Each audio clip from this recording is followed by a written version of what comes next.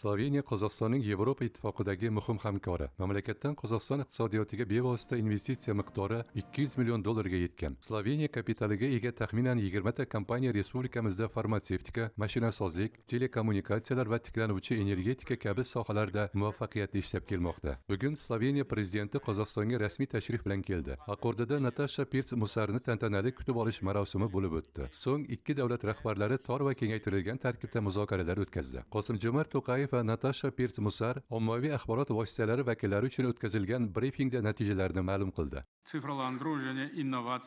Tog' sanoati, yashil energetika, atom sanoati, raqamlashtirish va innovatsiyalar, sog'liqni saqlash, turizm sohalarida yangi loyihalarni amalga oshirish borasida kelishuvlarga erishildi. Mavjud imkoniyatlardan samarali foydalanish uchun men hukumatlararo komissiya ishini faollashtirishni, uning faoliyatini yangi bosqichga ko'tarishni taklif qildim. Istiqbolli vazifalardan biri davlatlarimiz ishbilarmon doiralari orasidagi aloqani kengaytirish. Biz Qozog'iston-Sloveniya amaliy kengashini tuzish masalasini ko'rib chiqdik.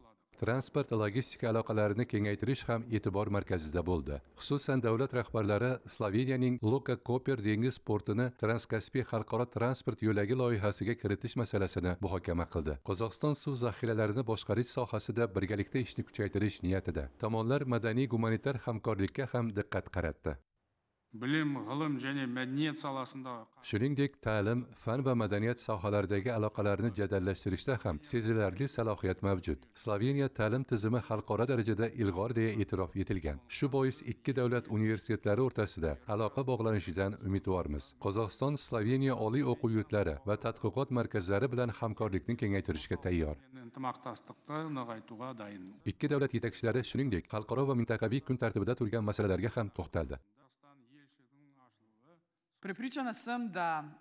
Ishonchim komilki, bugungi uchrashuv va umuman tashrif Sloveniya va Qozog'iston o'rtasidagi munosabatlar tarixida yangi sahifa ochadi. Har ikkala davlat xalqaro huquq, barqaror taraqqiyot va o'zaro tushunishga, hurmatga asoslangan hamkorlikka katta e'tibor qaratadi. Buning uchun minnatdorman va kelajakda ham shunday bo'ladi degan umiddaman. Muzokaralar yakunlari bo'yicha prezidentlar qo'shma bayonnoma qabul qildi. Shu bilan birga ta'lim, turizm va savdo sohalarida bir qator memorandumlar tuzildi. Sarmoya borasidagi aloqalarni rivojlantirish uchun ertaga Ostonada Qozog'iston-Sloveniya biznes forumi tashkil etiladi. Poytaxtimizga Sloveniyaning 25 ta yetakchi kompaniyasi vakillaridan iborat hukumat delegatsiyasi tashrif buyurgan.